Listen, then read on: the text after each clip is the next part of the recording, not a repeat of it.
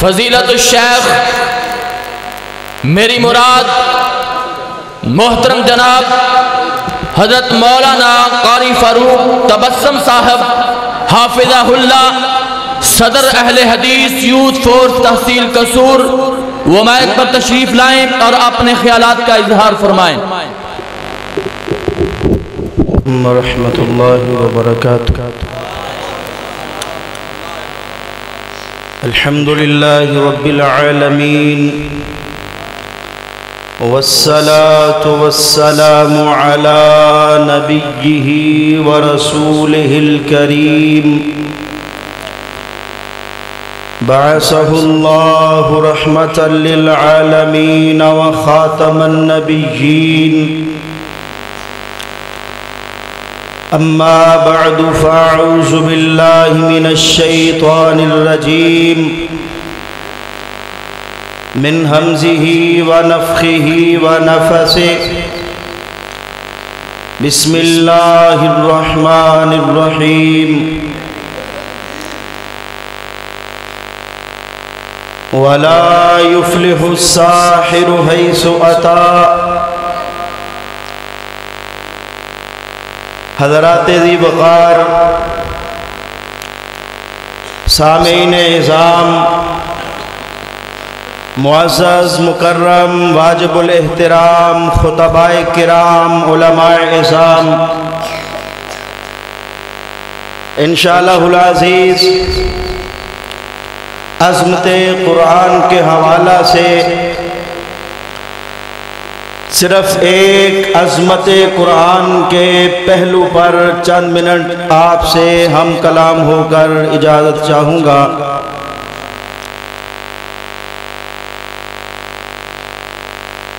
قرآن جس کا لفظی معنی یہ ہے ایسی کتاب جس کو بار بار پڑھا جائے۔ قرآن کا معنی کیا ہے؟ عظمت قرآن آپ سننے آئے ہیں، سب سے پہلے قرآن کا معنی ذہن نشین کر لیجئے۔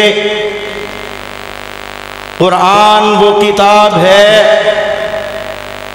جس میں رب نے یہ تاثیر رکھی ہے، یہ لذت رکھی ہے، یہ چاشنی رکھی ہے، یہ کشش رکھی ہے، جب سے رب نے اتارا ہے اس وقت سے لے کر آج تلک اس عظیم اور مقدس ترین کتاب کو سینکڑوں نہیں، ہزاروں نہیں، لاکھوں نہیں، ارب ہائے انسان اس کو پڑھ چکے ہیں اور تا قیامت انشاءاللہ پڑھتے رہیں گے۔ قطع نظر اس کو پڑھنے والے اس کے ساتھ اپنے دل کی اتھاہ گہرائیوں سے محبت کرنے والے ہوں یا اس عظیم قرآن کو پڑھ کر ظلمت، اندھیرے اور اپنی جہالت میں اور زیادہ بڑھنے والے ہوں۔ قرآن کا معنی آپ نے سمجھ لیا۔ القرآن کیا ہے؟ اہل الحدیث کا موقف یہ ہے، علماء محدثین کا موقف یہ ہے،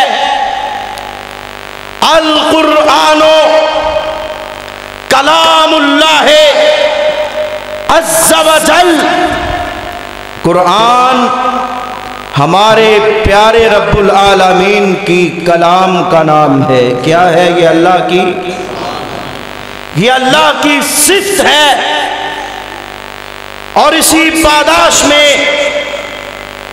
امام احمد ابن حنبل رحمہ اللہ نے بہت ساری سزاؤں کا سامنا کیا، لیکن جبل استقامت بن کے دنیا کائنات کو یہ سبق دیا کہ قرآن اللہ کی، بولیے قرآن اللہ کی، کلام ہے، جتنا وہ رب اعلیٰ ہے، جتنی اس کی صفات اعلیٰ ہے، جتنا وہ برکت والا ہے، جتنا وہ اونچا ہے، جتنا وہ عظیم ہے، جتنا وہ پاکیزہ ہے، جتنا وہ القادر ہے، جتنا وہ الحکیم ہے، جتنا بڑا وہ بادشاہ ہے، اتنی بڑی ہی اس کی کلام ہے۔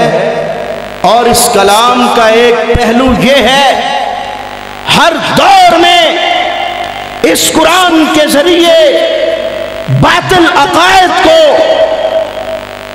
اور مصنوعی ادیان کو اپنی طرف سے بنائے ہوئے توہمات اور مصنوعی دین کو علماء حقہ نے قرآن کی آیات پڑھ پڑھ کر ریزہ ریزہ کیا ہے، پاش پاش کیا ہے۔ عقیدہ توحید کے مقابلہ میں شرک کا عقیدہ ہو، اللہ کی صفات کے مقابلہ میں اللہ تعالی کی صفات کے مقابلہ میں باطل عقیدہ ہو، رب کے علم غیب کے بارے میں اوروں کے غیب اور اوروں کے اندر رب کی صفات کو ثابت کرنے کا عقیدہ ہو۔ حضرات، واحد و جماعت اس روئے زمین پر اہل الحدیث ہیں جنہوں نے ایک ایک آیت کو، ایک ایک حدیث کو اسی تناظر میں مانا ہے، اسی کسوٹی پہ پرکھا ہے جس پہ پرکھنے کا رب نے آرڈر کیا ہے۔ میں یہ عرض کروں چند منٹ میں، آج جادو، ٹونا، آسیب، تعویذات، جعلی عامل، جعلی پیر، گپی نشین لوگوں کے ایمان، لوگوں کی عزت، لوگوں کے اتفاق، رشتہ داریوں کے احترام، مقدس ترین رشتہ خامد اور بیوی کا 2 نمبر جعلی اور حیا باختہ اور شیطان کی مدد سے طاغوت کے ذریعے لوٹ رہے ہیں۔ اور اس رو میں اچھے بھلے نمازی اور توحید کے نام لیوا اور سنت کا نام لے کر زندگی گزارنے والے بھی بہہ رہے ہیں۔ گھروں کے گھر، معاشروں کے معاشرے، خاندانوں کے خاندان اس ظلمت، اس آندھی، اس جہالت کے اندر ڈوبے ہوئے ہیں۔ بلکہ اگر میں یوں کہوں، یہ مبالغہ نہ ہوگا، سر تا پاؤں ہر کوئی اس چکر میں ہے، الا ماشاءاللہ چند لوگ ہیں جو آج بھی راسخ العقیدہ فی التوحید ہیں، جن کا عقیدہ آج بھی یہ ہے کہ رب کے سوا کسی کا کوئی حاجت روا، کوئی کسی کو بیٹا دے سکتا، تعویذات کے ذریعے کسی کا کاروبار چل سکتا۔ ہاں، جادو ایک حقیقت ہے جو بات میں عرض کرنے لگا ہوں، جادو اس کا انکار نہیں ہے۔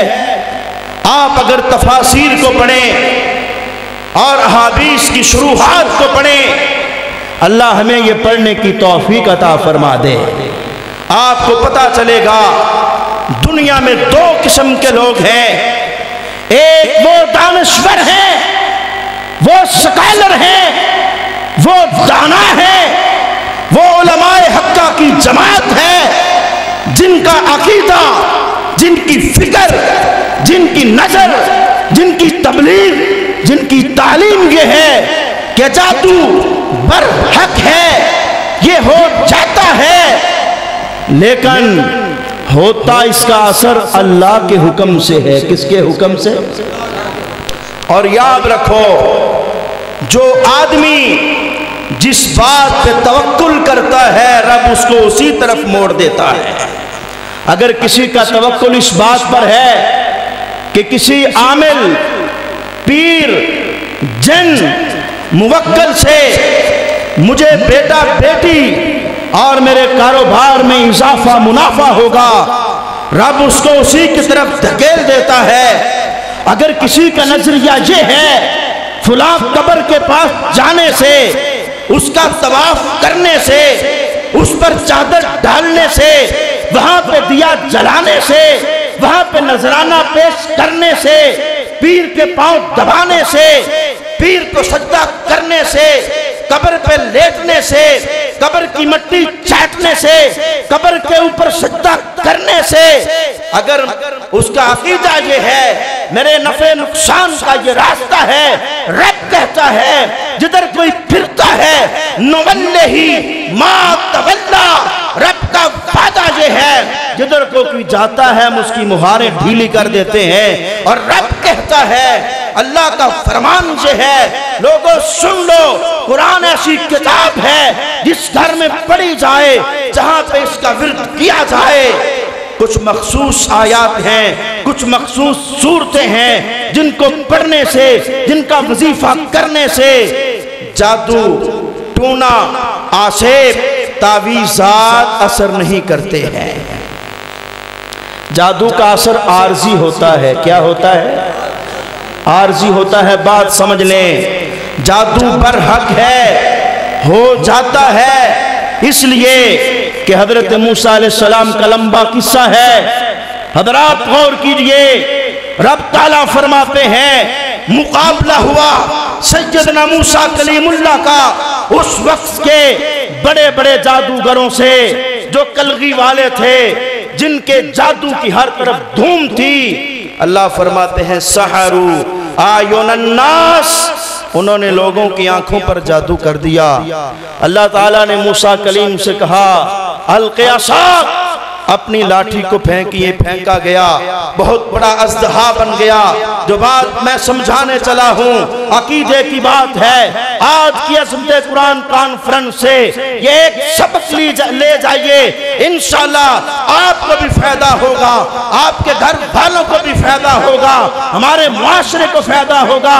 اور یہ ذہن نشین کر لیں طالب علم کی بات، آنکھوں پہ جادو ہوا. لوگوں نے کہا بڑی بڑی رسیاں ہیں، بڑی بڑی رسیاں، سانپ بنے ہوئے تھے.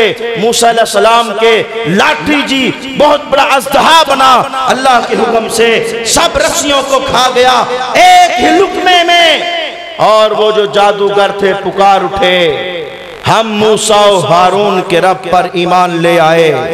فرعون نے کہا آمنتم لہو قبل ان آذن لکم، میری اجازت کے بغیر، میرے مشورے کے بغیر تم موسیٰ علیہ السلام اور ہارون کے رب پر ایمان کیوں لائے ہو؟ لَأُقَطِّعَنَّ أَيْدِيَكُمْ، میں تمہارے ہاتھوں کو بھی کاٹ دوں گا، میں تمہارے پاؤں کو بھی کاٹ دوں گا. ایک ایک ہاتھ کاٹ دوں گا، ایک ایک پاؤں کاٹ دوں گا. مخالف سمت تمہیں کھجوروں کے اوپر پھانسی کے پھندوں پر لٹکا کر نشان عبرت بنا دوں گا. حضرات ان جادوگروں کا ایمان کیا تھا؟ وہ ہمارے لیے مشعل راہ ہے، اسوہ ہے. رب نے اسی لیے تو قرآن کی زینت بنایا ہے. انہوں نے کہا لا زیرہ، جب ہم اللہ پر ایمان لے آئے، توکل کر لیا، اب ہمیں کوئی پرواہ نہیں ہے. فقط ما انت بقاف، جو کرنا چاہتا ہے کر لے.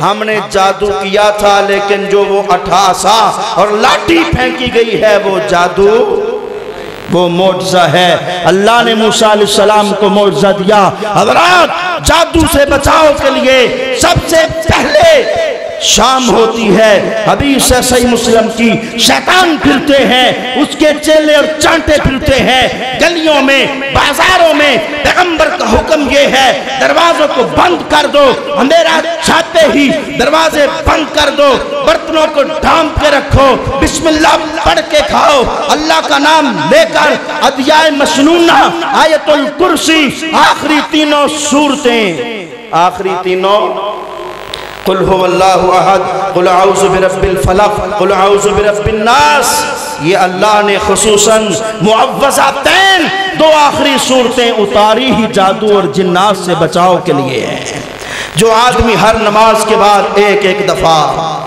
مغرب اور عشاء اور فجر کی نماز کے بعد تین تین دفعہ، علماء موجود ہیں، یہ اصلاحی پہلو ہے، اگر یہ پڑھتا ہے، اللہ کا وعدہ یہ ہے، پیغمبر کی تعلیم یہ ہے، جادو، ٹونے، تعویذات اور بہت سارے وہ ایسے عوامل ہیں، وہ وبائی امراض ہیں، بیماریاں ہیں، روحانی، جسمانی، اخلاقی، جن سے اللہ اس آدمی کو اس کے گھر والوں کو بچا کے رکھتا ہے۔ اسی طرح سورہ بقرہ کی دو آخری آیات ہیں، وقت نہیں ہے کہ ترجمہ کیا جائے، پڑھی جائے، رسول اللہ صلی اللہ علیہ وسلم کا فرمان ہے، اللہ نے مجھے یہ معراج کی رات عظیم تحفہ اور گفٹ دیا ہے، جو رات کے وقت یہ دونوں صورتیں پڑھ لیتا ہے، اللہ تعالیٰ اس کی حفاظت کے لیے کافی ہو جاتا ہے۔ اسی طرح آیت الکرسی ہے، جو آدمی رات کو پڑھ کے سوتا ہے، اللہ تعالیٰ کی طرف سے صحیح البخاری کی حدیث میں ہے، اس پہ اللہ ایک محافظ، ایک نگران مقرر کر دیتا ہے، چوروں سے، ڈاکوؤں سے، جنات سے، یہ اسے محفوظ کر دیتا ہے اللہ تعالیٰ۔ اور جو آدمی اپنے گھر میں سورہ البقرہ پڑھتا ہے، سورہ آل عمران پڑھتا ہے، پریشان نہ ہو، میں بات ختم کرنے والا ہوں، میں دیکھ رہا ہوں بعض لوگ پریشان ہیں، آپ فضائل سن چکے، اشعار بھی ماشاءاللہ بہت سن چکے، اللہ ہمارے خطباء کے علم، عمل اور ان کے زور بیان میں اور برکات نازل فرمائے۔ حضرات، جس گھر میں، جس گھر کی چار دیواری میں، جس دکان میں، جس مکان میں، جس حویلی میں سورہ البقرہ کی تلاوت کی جاتی ہے اور سورہ آل عمران پڑھی جاتی ہے، اللہ کے پاک پیغمبر کا فرمان ہے، اور یہ ایسا سچا اور سچا فرمان ہے کہ رب نے خود فرمایا ہے، پیغمبر اپنی مرضی سے بولتا، وَمَا يَنْتِقُ عَنِ الْهَوَىٰ إِنْ هُوَ إِلَّا وَحْيٌ يُوحَىٰ، شیطان بھاگ جاتا ہے، ابلیس پریشان ہو جاتا ہے، اور اس کی اولاد، اس کے چیلے، اس کے چانٹے دم دبا کے اس گھر سے بھاگ جاتے ہیں جہاں پہ اللہ کے قرآن کی سورہ البقرہ پڑھی جائے، سورہ آل عمران پڑھی جائے۔ اللہ ہمیں پڑھنے کی توفیق عطا فرما دے۔ حضرات، جو آدمی جادو سے، تعویذات سے، ٹونے سے ڈرا ہوا، سہما ہوا، خوف زدہ ہے، اور خصوصاً یہ ہماری عورتوں کو بہت بڑی بیماری ہے، پیروں کے پاس، فقیروں کے پاس، تعویذ فروشوں کے پاس، اور وہ ایسے ایسے تعویذ دیتے ہیں جن میں شرکیہ الفاظ، جن میں من گھڑت، باطل، شیطان کے سکھائے ہوئے الفاظ، اور وہ ایسے عوامل بتاتے ہیں، طہارت سے دور، پاکیزگی سے دور، نماز سے دور، روزے سے دور، صدقات سے دور، ادب و احترام سے آری، یہ پیر، یہ ہمارے ایمان کے بھی لٹیرے ہیں، یہ ہماری عزتوں کے بھی لٹیرے ہیں۔ حضرات سنیے، یہ ہمارے مال کے بھی لٹیرے ہیں۔ آج کی عظمت قرآن کا پیغام یہ ہے، مرکزی جمعیت اہل حدیث یوتھ فورس کی طرف سے اپنے گھروں کو، اپنی بیویوں کو، اپنی بیٹیوں کو، اپنی بہنوں کو، اپنے بچوں کو، اپنے معاشرے کے افراد کو، اپنے ہم عقیدہ لوگوں کو یہ پیغام دیجئے، मुशरिक आमिलों के पास, बिदती आमिलों के पास, जहालत में अटे हुए, गंदगी में अटे हुए पीरों, फकीरों, मज़ारों पे पास ना जाइए। अगर तावीज़, अगर कोई ऐसा जादू और टूने का आपको शक शुबा है, अपने घर में रहिए और सूरह फातिहा पढ़िए, सूरतुल बकरा पढ़िए, सूरह आले इमरान पढ़िए, सूरह इखलास पढ़िए, सूरतुल फलक पढ़िए, सूरतुल नास पढ़िए और ज्यादा से ज्यादा ला हौला वला कुव्वता इल्ला बिल्लाह का विरत कीजिए। मेरे पैगंबर का फरमान है, आपने इरशाद फरमाया था, ऐ मेरे सहाबा अला अदुल्लु का अला कंज़िन मिन कुनूज़िल जन्नह, क्या मैं तुम्हें जन्नत के खजानों का एक खजाना न दे दूं? ला हौला वला कुव्वता इल्ला बिल्लाह। एक कम 100 बीमारियों का इलाज है। सबसे छोटी बीमारी गम है, परेशानी है। अल्लाह से दुआ है, अल्लाह हमें कुरान और साहिब कुरान हज़रत मोहम्मद सल्लल्लाहु अलैहि वसल्लम की प्यारी सुन्नतों से, आपके उसवाए हसना से तावीज़ात, जादू और टूने और ये तमाम बीमारियों का इलाज ढूंढने की और सही उल अक़ीदा उलमा से राब्ता करने की तौफीक दे। व आखिर दावाना अनिल हम्दुलिल्लाहि रब्बिल आलमीन।